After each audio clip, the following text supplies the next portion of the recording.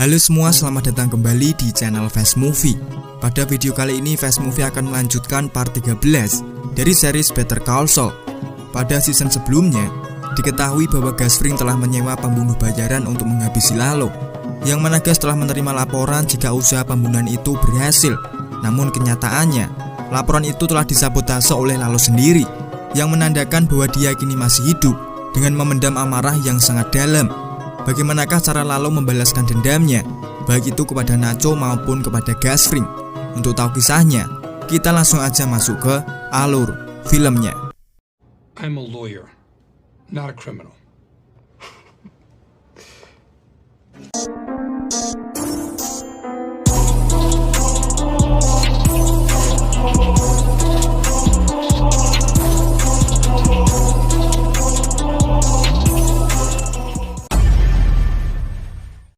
Better call Saul.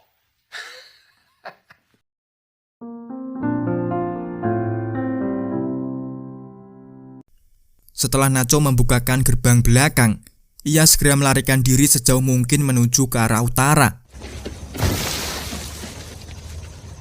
Dia kemudian menerima laporan dari salah satu antek gas yang mengatakan bahwa dia harus tetap tak terlihat, baik itu kepada warga maupun kepada federal. Dan dalam 1 jam ke depan, Nacho akan mendapatkan informasi lagi mengenai tempat aman yang telah disiapkan untuknya. Stay out of sight.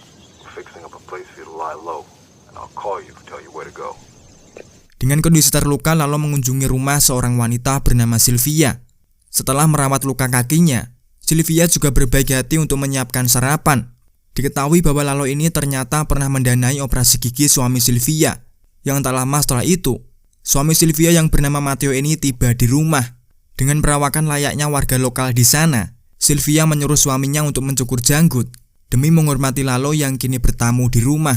Tetapi Lalo segera menyuruhnya untuk tidak memotong bagian kumis, karena menurutnya Matteo akan lebih keren jika tetap menjaga kumisnya.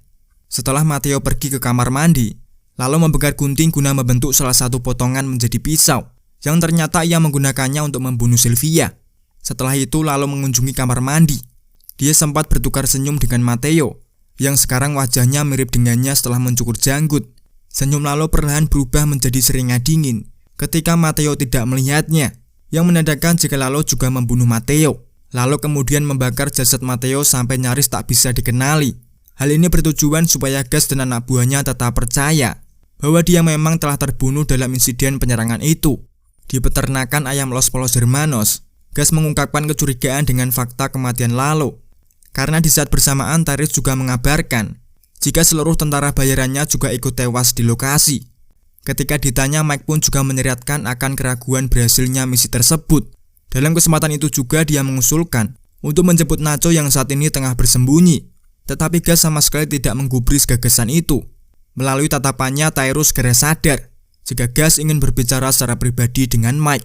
Di sana Mike memberitahu Gus bahwa Nacho telah menuruti semua permintaannya. Jadi sekarang saatnya dia mendapatkan rasa hormat atas kinerjanya selama ini.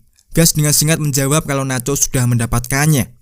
Setelah bersembunyi di dalam pipa pembuangan untuk menghindari konvoi federal, Nacho berlari menuju ke sebuah motel terpencil, di mana penjaga motel itu langsung memberinya kunci kamar, yang menandakan jika motel ini adalah tempat yang Gus pilih sebagai lokasi pengungsian sementara. Di dalam kamar itu Nacho melihat sebuah amplop, yang ketika dibuka berisi pistol dan mata uang Meksiko.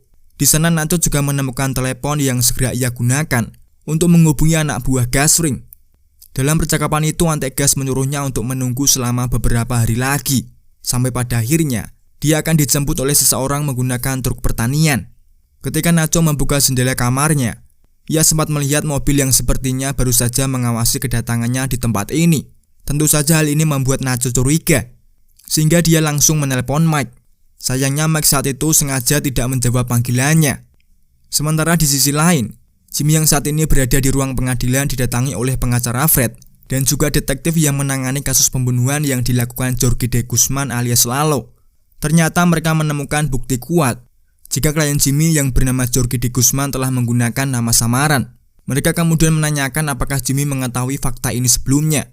Tentu saja Jimmy segera menyangkalnya, tapi tanpa sengaja ia malah menyebutkan nama asli Lalo. Lalo? Who's Lalo? What? What did I say? Pada keesokan harinya, Jimmy dan Kim ternyata benar-benar ingin mencoreng nama baik Howard. Rencana itu dilakukan ketika Cliff dan Howard sedang bermain golf. Mereka kemudian segera membagi tugas, di mana Kim bertugas untuk mengawasi mereka berdua. Sementara Jimmy akan menyelinap ke ruang ganti untuk menaruh barang menyerupai kokain di loker Howard. Mulanya Jimmy masuk sebagai tamu dan segera menggunakan toilet umum. Di sana Jimmy sengaja menyumbat kloset menggunakan tisu.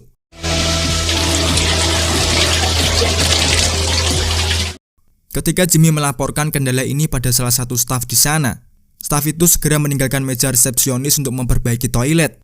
Jimmy pun menggunakan momen ini untuk melihat di manakah letak loker Howard berada. Namun ketika Jimmy menemukan lokasinya, ia malah mendapatkan pesan dari Kim kalau Howard sedang menuju ke loker. Karena sudah setengah jalan, Jimmy menghiraukan himbauan Kim ini dengan tetap melakukan aksinya. Jimmy segera menaruh barang itu ke dalam loker Howard, dan ketika Howard dan Cliff datang, Jimmy segera beradaptasi menjadi orang yang tak dikenali. Hey. Ketika Howard membuka lokernya, Cliff segera menunjuk barang yang baru saja jatuh dari loker. Meski di sana Howard menyangkal bahwa itu bukan miliknya, tetapi jelas jika Cliff tampak curiga jika Howard adalah seorang pengguna. Kembalinya Jimmy ke mobil, dia segera menjelaskan jika rencana ini cukup mencoreng nama baik Howard, tetapi ternyata Kim masih belum puas, sehingga dia berencana untuk membuat rencana yang lebih gila lagi. Lalu kini naik ke belakang sebuah truk pickup menuju ke perbatasan Amerika-Meksiko. Dia kemudian diturunkan di lokasi tempat penyelundupan imigran gelap. Untuk menggunakan jasa itu lalu dikenai biaya sebesar 2.000 peso. Namun sebelum dia masuk, lalu mengambil ponselnya dan menelepon panti jompo untuk berbicara dengan Hector. ¿Reconoce mi voz? Lalu memberitahu Hector bahwa dia selamat dari serangan yang Gasfring kirimkan. Lalu bilang kalau dia berencana untuk kembali ke Albuquerque untuk membalaskan dendamnya. Hector kemudian menekan belnya berulang kali, bermaksud memberikan kode kepada Lalo, yang mana Hector ingin mengatakan kalau Lalo harus menemukan bukti terlebih dahulu sebelum ia benar-benar membunuh Gasfring. ¿Prueba? ¿Prueba es lo que quiere decir? Lalo kemudian menyadari bahwa dia tahu persis di mana dia bisa menemukannya. Setelah perbincangan itu, Lalo memiliki perubahan rencana untuk tidak melintasi perbatasan dengan truk jerami, sehingga Lalo meminta uangnya kembali dari dua pedagang manusia yang menangani para imigran. Ketika mereka menolak, terjadilah baku tembak yang membuat dua orang ini tewas.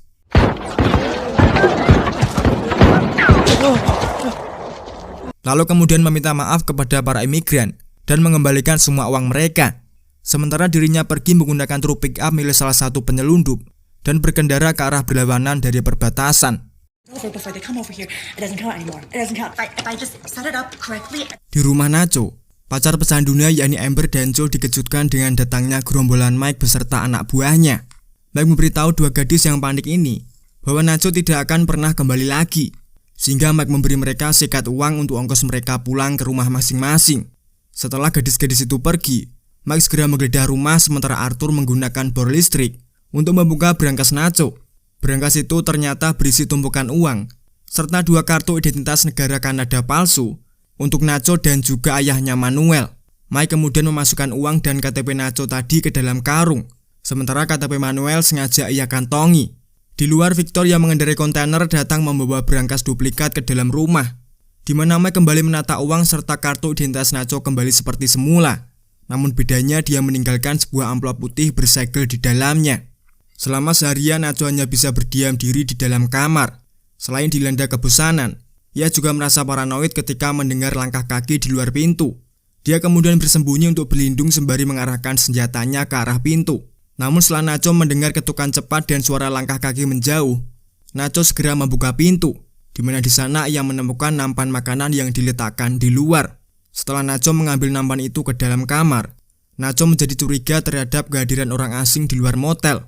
Apalagi Nacho juga menyadari adanya sebuah gudang di dekat motel, khususnya di area jendela papan dengan lubang intip kecil di sana, yang mana lubang itu memiliki sudut pandang yang sangat bagus untuk mengawasi kamarnya. Demi menjaga perdamaian antara kubu Gasfring dengan Salamanca, Juan berusaha mengajak Gas untuk mengunjungi Hector di panti jompo. Secara terbuka, Gas mengakui bahwa dia sering berbeda pendapat dengan keluarga Salamanca. Tetapi yang Hector harus tahu, bahwa gesekan di antara mereka bukan dimulai oleh Lalo. Jadi Gus meminta supaya Hector menerima ucapan belasungkawanya atas kematian keponakannya. Baik dia maupun Bolsa berjanji akan membantu keluarga Salamanca untuk membalaskan dendamnya. Hector tidak memberitahu Gus jika dia telah melakukan kontak dengan Lalo. Namun saat menjabat tangan Gus Fring, Hector menatapnya secara tidak biasa. Yang tanpa disadari Hector mengungkapkan jika keponakannya masih hidup. Lalo Salamanca lives. Jadi alasan kenapa Mike membobol berangkas dan menaruh selembar amplop di rumah Nacho, karena hal ini adalah bagian dari rencana Gus Fring. Setelah Nacho ditetapkan sebagai pelaku utama terbunuhnya Lalo, Juan Bolsa bersama anak buahnya segera menggeledah kediamannya, di mana setelah membuka berangkas itu, dia menemukan selembar kertas berisi nomor telepon sebuah motel. Dan ya, motel itu adalah tempat Nacho kini bersembunyi. Hotel Cotillo, ¿cómo le puedo ayudar? Número equivocado. Sementara Nacho yang kini terus merasa tidak nyaman dengan gudang di luar, mulai melakukan eksperimen demi membuktikan keresahannya. Saat petugas memberinya makanan, Nacho membuka pintu secara perlahan. Dan seperti yang kalian lihat, Nacho melihat ada seseorang mengintip di balik lubang kecil itu. Nacho kemudian kabur setelah berhasil menendang unit AC di jendela belakang. Dia berjalan mengelilingi motel dan berhasil masuk ke dalam gudang, di mana dia menemukan seorang pria yang sedang memata-matainya. Setelah Nacho bertanya untuk siapa dia bekerja, pria itu mengatakan dia tidak tahu. Yang jelas dia dibayar untuk mengawasinya. Nacho lalu menelpon Tyrus dengan mengatakan kalau dia ingin meninggalkan motel sekarang juga. Setelah beberapa detik, pria itu mendapatkan panggilan di teleponnya, yang dapat dikonfirmasi jika pria ini pasti bekerja untuk Gus dan juga Tyrus. En este pueblo de mierda, alguien oye un balazo. Setelah membunuh pria itu, Nacho berniat untuk kabur di area ini. Sayangnya setelah Juan Bolsa mengetahui lokasi Nacho, pasukan si kembar Salamanca segera menyergap tempat tersebut. Nacho mencoba bersembunyi di dalam truk, tetapi ia segera ditemukan oleh anak buah Salamanca, sehingga terjadilah baku tembak.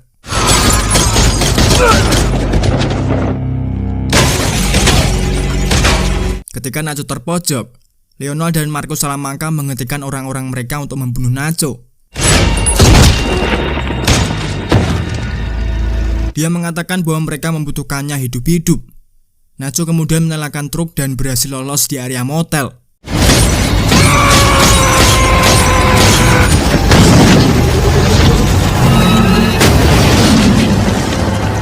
Beberapa waktu berlalu, kita akan diperlihatkan bagaimana kondisi keluarga Kettleman setelah Craig bebas dari penjara. Kehidupan Betsy dan suaminya sedikit memburuk, karena Craig tidak lagi menjadi bendahara daerah, dan mereka telah dipindahkan ke posisi rendah di bisnis layanan pajak di dalam trailer kecil. Suatu hari Jimmy memasuki trailer mereka, namun dengan kejadian masa lalu yang masih membekas di ingatan Betsy, ia segera memanggil suaminya untuk menyeret Jimmy keluar dari kantornya. Okay. Betsy meluapkan kekesalannya dengan menjelaskan kepadanya bahwa sejak pertemuan terakhirnya dengan Jimmy, kehidupan mereka terus ditimpa kesialan. Jimmy tentu segera menjelaskan kalau dirinya bisa membuat mereka kembali meraih masa kejayaan. Jika mereka berminat dengan penemuannya ini, mereka hanya perlu tanda tangan di Letter of Engagement. Pada mulanya mereka enggan untuk tanda tangan. Namun ketika Jimmy berjalan pulang, Craig segera memanggil Jimmy kembali. Mr. Goodman, best decision you've ever made. Begitu mereka menandatangani surat perikatan itu, Jimmy segera menjelaskan bagaimana cara membuat nama baik mereka pulih. Jimmy menemukan rumor kalau Howard adalah seorang pecandu narkoba. Seperti yang kita tahu, kalau kasus Craig Kettleman ini dulunya dipegang oleh HHM. Jadi Jimmy bisa saja melayangkan gugatan kepada Howard karena dianggap tidak memberikan konseling hukum yang tepat karena penyalahgunaan obat-obatan terlarang. Meski Betsy sudah menandatangani surat itu, ternyata ia menolak untuk mempekerjakan Jimmy sebagai pengacara mereka. Can't fire me. I found this case. It's mine. Hingga keesokan harinya, Betsy dan Craig mengunjungi pengacara Clifford Mann dengan harapan mereka bisa mewakili mereka untuk melawan Howard. Namun Cliff menolak mereka karena firmannya memiliki kerjasama dengan Howard dalam kasus Sandpiper. Di sana Cliff juga menyatakan bahwa kasus ini akan sangat sulit dimenangkan, sekalipun tuduhannya kepada Howard benar adanya. Well, then, we will take our business elsewhere. Sorry we couldn't be of help. Bet you are. Di sana Cliff sebenarnya percaya bahwa Ward mungkin saja menyalahgunakan narkoba. Hal ini tentu saja berkat bukti palsu yang pernah Jimmy lakukan sebelumnya. Setelah Ketelman mencoba meminta pengacara lain dan tetap mendapatkan penolakan, pada akhirnya mereka menelpon Jimmy untuk mengundangnya ke kantor. Ketika Jimmy datang dengan mengajak Kim bersamanya, Betsy segera mengungkapkan kekesalannya terhadap Jimmy. Pasalnya Betsy menyadari jika Jimmy hanya memanfaatkannya untuk menyebarkan rumor buruk terhadap Howard. Betsy mengancam akan melaporkan tindakan Jimmy ini kepada pihak berwenang. You used us to character assassinate Howard Hamlin. Menyadari rencananya telah terbongkar, Jimmy mengajak mereka berdamai dengan memberikan sejumlah uang. Namun usaha Jimmy ini tetap saja Betsy tolak secara mentah-mentah. Sementara Kim yang sedari tadi melihat kondisi kantor Ketelman ini, menyadari adanya beberapa kecurangan yang telah mereka lakukan, di mana ketika Betsy menolak berdamai dengan Jimmy, Kim yang mengetahui bahwa mereka telah menipu pelanggan lansia mereka, mengancam akan melaporkan tindakan tidak bermoral ini kepada Dirjen Pajak. Betsy, you'll probably get 24 months. False return they discover will be a separate felony. What are we talking, 100? CID Anthony or Apollo speaking. Karena sama-sama bersalah dalam hal ini, mereka pun segera berdamai di saat itu juga. Ketika Jimmy dan Kim pergi, terlihat ada sebuah mobil yang membuntuti mereka dari belakang.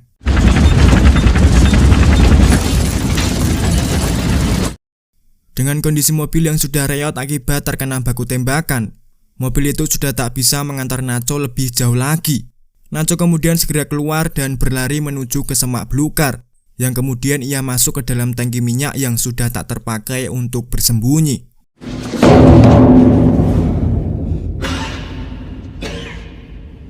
Ketika dirinya mengintip melalui lubang tangki, di sana terlihat jika si kembar Salamanca berjalan menuju ke arahnya. Karena sudah tak ada tempat untuk kabur, Nacho terpaksa menahan nafas dan menenggelamkan dirinya ke dalam genangan oli. Sehingga ketika Marco mengecek tank ini, ia tidak menemukan apa-apa selain sisa-sisa oli yang sudah tak terpakai. Setelah pasukan Salamanca pergi pun, Nacho masih istiqomah bersembunyi di dalam tangki, di mana dia baru berani keluar saat matahari mulai terbenam. Selama hampir 1 malam Nacho melakukan pelarian.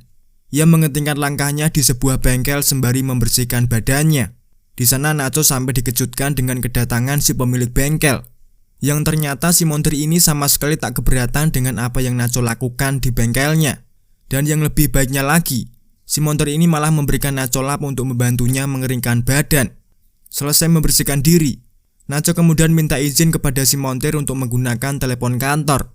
Setelah melalui banyak hal yang menyebabkannya berada di posisi yang sangat pelik, satu hal yang Nacho inginkan saat ini hanyalah mendengarkan suara dari ayahnya. Di sana secara tersirat Nacho ingin mengucapkan kata perpisahan. Hablé para ver cómo estás. Es todo. Okay. Karena ada beberapa rencana yang tidak terjadi sesuai dengan harapan mereka, Gus Fring, Mike, dan Tyrus kini tengah berdiskusi untuk menyiapkan rencana cadangan. Tyrus mulai menjabarkan informasi yang ia peroleh dari anak buahnya, yang meliputi kabar lolosnya Nacho dari kejaran Salamanca, serta persoalan kartel yang masih belum mengetahui jika Lalo kini masih hidup. Di sana Mike juga menambahkan, apabila anak buahnya juga belum bisa menemukan tanda-tanda keberadaan Lalo di kota ini, yang kemungkinan besar dia sedang mencari Nacho hidup-hidup, untuk membuatnya berbicara jika rencana pembunuhannya ini didalangi oleh Gus Fring. Mike mengatakan kepadanya bahwa satu-satunya pilihan terbaik kita saat ini ialah dengan mengirimkan 4 orang terbaik kita untuk melacak keberadaan Nacho sebelum Salamanca menemukan Nacho terlebih dahulu. Tanpa disangka saat itu Gus malah menyuruh Mike untuk membawa ayah Nacho kemari, yang tentu saja perintah itu langsung ia tolak dengan tegas. Dengan penolakan itu spontan Tyrus mengacungkan pistolnya, karena menganggap jika Mike sama sekali tak menghargai Gus sebagai bosnya. Di momen inilah Mike segera mendapatkan telepon dari Nacho. Setelah ia mendapatkan izin untuk mengangkat teleponnya, di sana Nacho meluapkan kekesalan kepada Mike, karena Mike tak bereaksi apa-apa setelah mengetahui jika Gus Fring berniat membunuhnya di dalam hotel. Mike kemudian memberikan telepon itu kepada Gus, yang kemudian Nacho segera menyampaikan pesan kepadanya. Meski ia tahu bagaimana liciknya Gus Fring, tapi Nacho bersedia mengikuti cerita apapun yang dia rencanakan selama ayahnya tetap aman. Gus pun menyetujui permintaan itu, tapi karena Nacho tidak mempercayai Gus, dia ingin mendengar janji itu diucapkan langsung oleh Mike. Your dad's gonna be okay. Because anyone who goes after him is gonna have to come through me. Nacho segera meninggalkan bengkel dan meninggalkan uangnya untuk mekanik sebagai tanda terima kasih. Rencana Jimmy dan Kim untuk menjegal Howard ternyata terus berlanjut, di mana Jimmy berencana untuk menduplikat kunci mobil Howard, yang nantinya akan dibantu oleh seorang spesialis ringan tangan. Siapa lagi kalau bukan Huel? How does that work? Oh, it wouldn't be me. This has got Huel's name written all over it. Rumor tentang kematian Lalo ternyata sudah tercium sampai ke wilayah Albuquerque. Seorang jaksa wilayah yang concern terhadap masalah ini pun sampai mengundang Kim untuk mengajaknya berbicara, karena menurutnya akan jauh lebih mudah membicarakan hal ini kepada Kim ketimbang berbicara langsung dengan Jimmy. Jaksa Susan mengklaim jika Jimmy bekerja untuk kartel. Hal itu didasarkan pada kejadian beberapa tahun lalu, saat dimana Jimmy membantu Nacho untuk bebas. Dan tak lama kemudian Jimmy juga membantu Lalo untuk bebas dari kasus pelanggaran berat. Susan percaya jika Jimmy pasti tak berniat menjadi pengacara kartel. Ia berasumsi jika Jimmy hanya terjebak ke dalam lingkaran setan, yang kemudian membawanya sulit untuk keluar. Dimana jika asumsi Susan ini memang benar, maka hak istimewa antara pengacara dengan klien bisa dibatalkan. Ucapan itu merujuk pada ajakan Susan, supaya Jimmy mau membongkar informasi penting tentang kartel kepada pihak berwajib. Kim mencoba mengingatkan bagaimana Susan pernah menyebut Jimmy dengan sebutan bajingan. Tapi kenapa ia malah ingin bekerja sama dengan Jimmy? Susan menyatakan bahwa di masa lalu ia memang pernah memiliki perbedaan pendapat dengan Jimmy, terutama dengan sikapnya yang suka pamer. Tapi di satu sisi ia percaya jika Jimmy adalah seorang manusia yang fitrahnya ingin melakukan tindakan benar.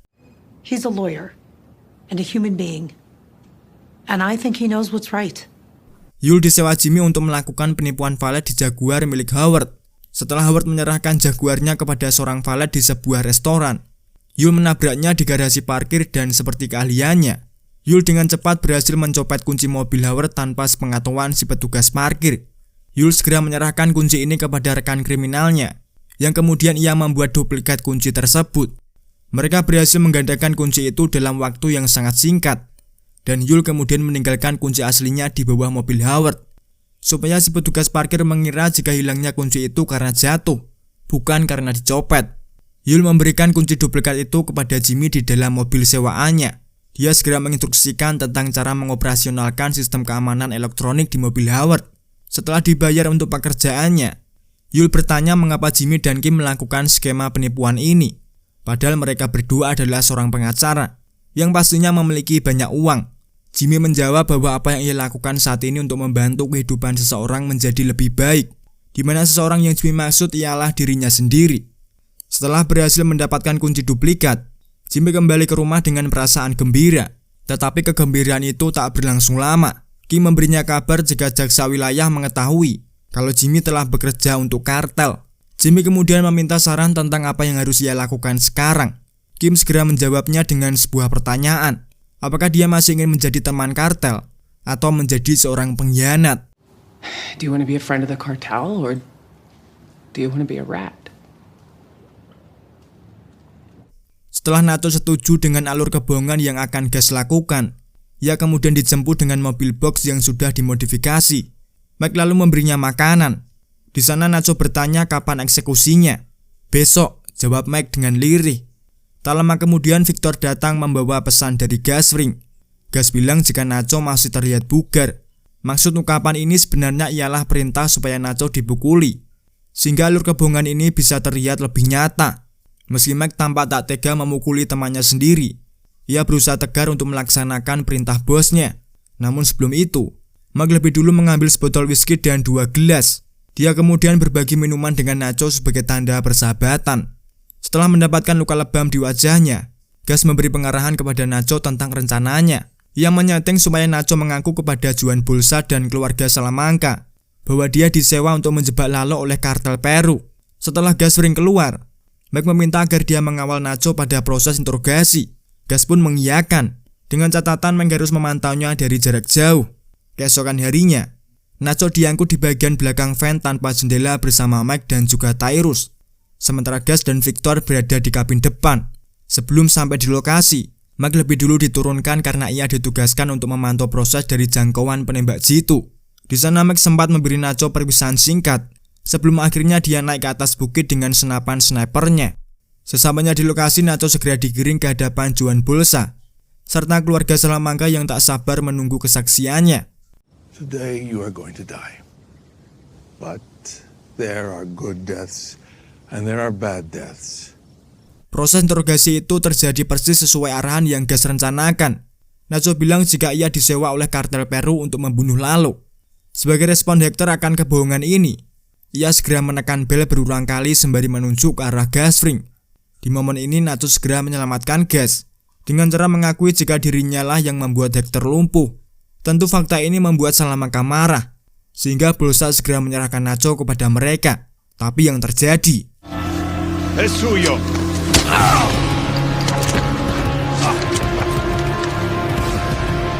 ketika Nacho berhasil lolos dan merebut senjata Bolsa dari atas bukit, Max sebenarnya sangat mendukung aksi Nacho. Tetapi dengan karakter Nacho yang berani serta menepati janjinya, ia langsung membunuh dirinya sendiri.